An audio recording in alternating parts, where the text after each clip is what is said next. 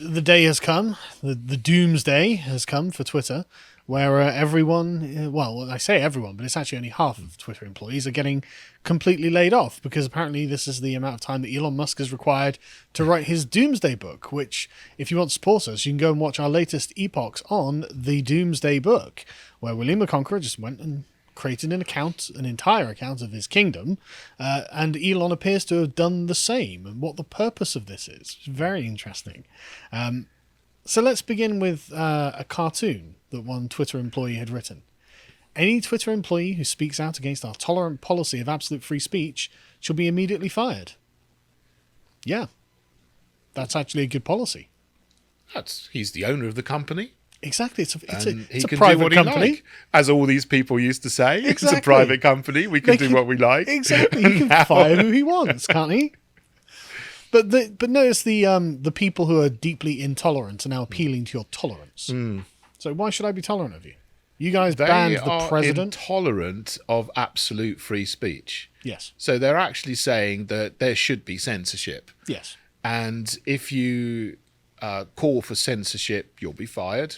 Okay, fair enough, because Twitter is a free speech platform, and he's got rid of all of those people who have got rid of all the sort of lucrative accounts that people join Twitter to watch and view, like President Trump and so on. And so their complaint is, I'm annoyed that you're censoring me instead of letting me censoring others.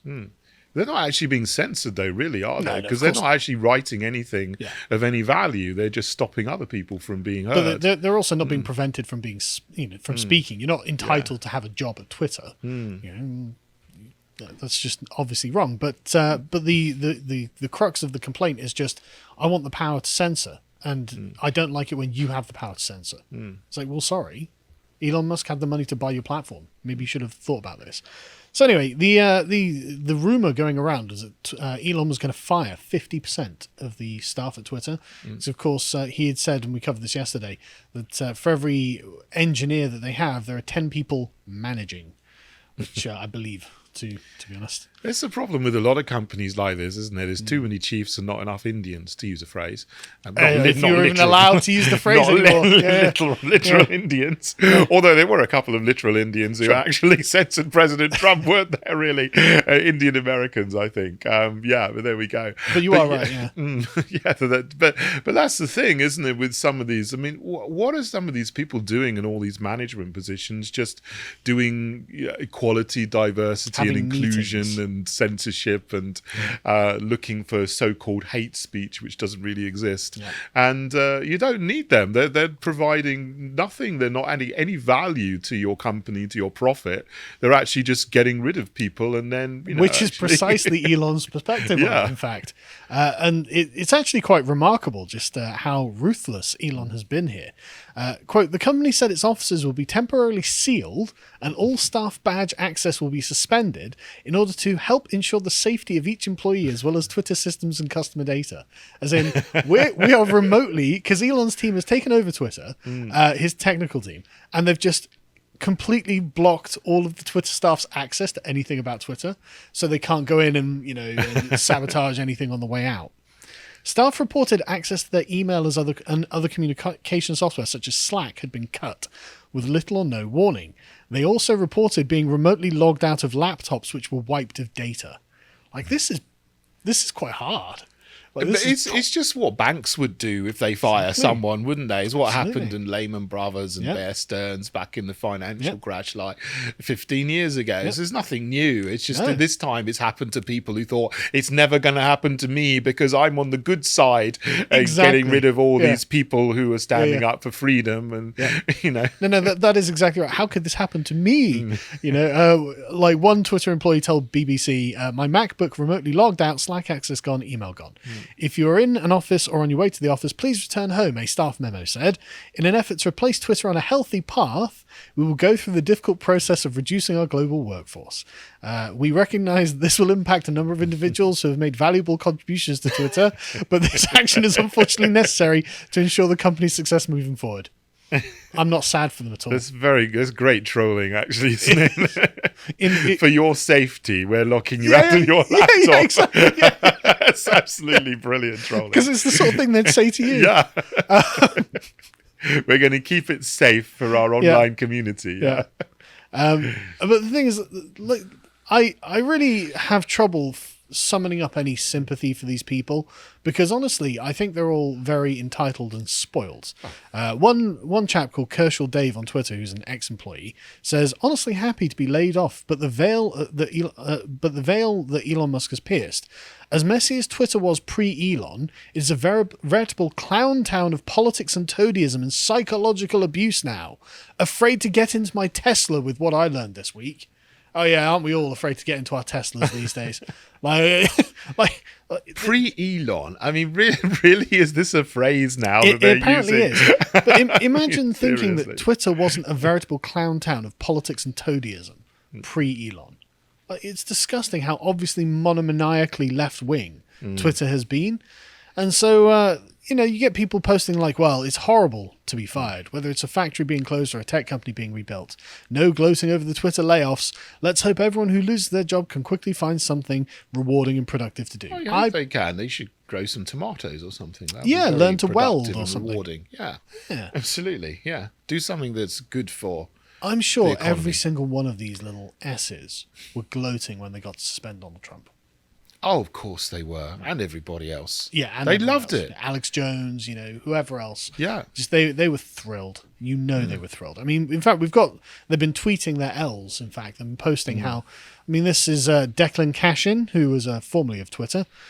The thing is that anyone who ever worked at Twitter will tell you is the company never had enough resources to deal with properly with all of its problems and fulfill its true potential. Now half of those scarce resources are all gone. This platform is finished. His bio, if you can hover over it, John, just show everyone. Formerly of Twitter, TikTok, BuzzFeed. Oh dear. He's got it all there. He, him. Yeah, so... and there's sympathy for this guy. Some flags there as well. Yeah. LGBT flag. Is that a transgender flag? Or I think it's an Irish flag. A French flag or an Irish flag. Okay, whatever. Yeah, or maybe Italian, actually. I'm not sure. But this is the point. It's all these things. If we go to the next one, again, just, oh no, I just got locked out. She, her. And another one.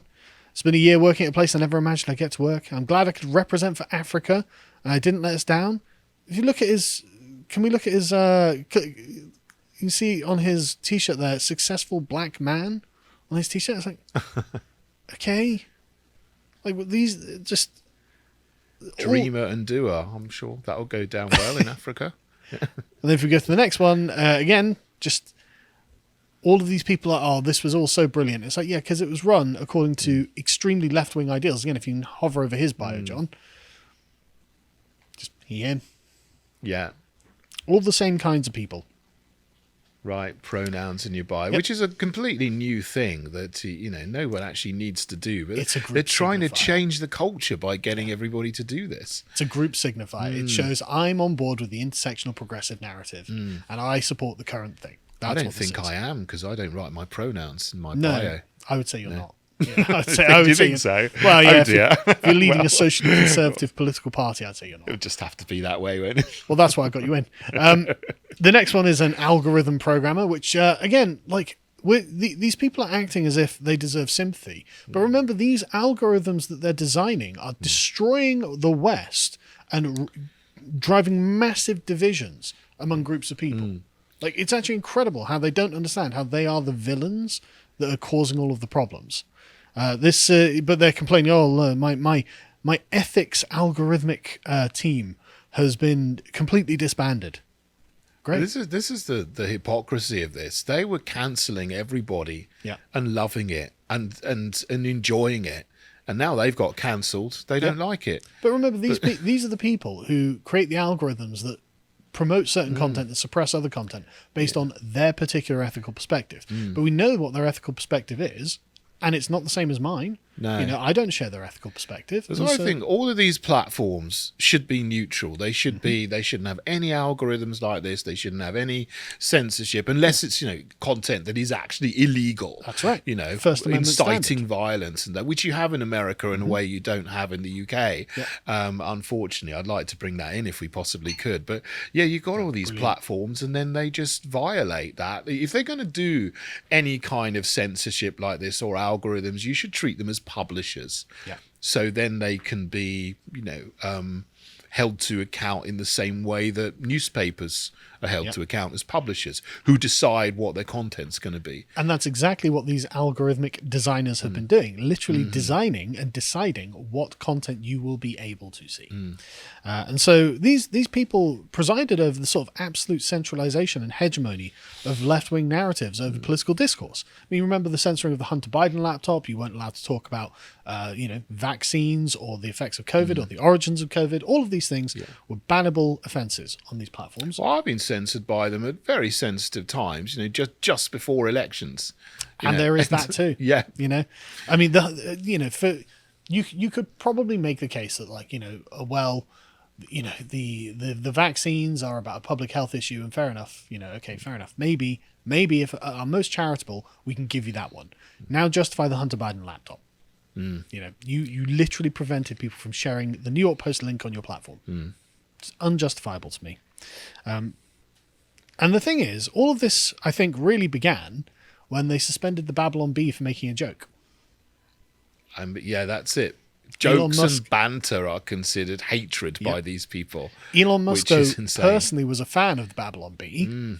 And now half your company has been fired. Maybe you should have been a bit more even-handed about it.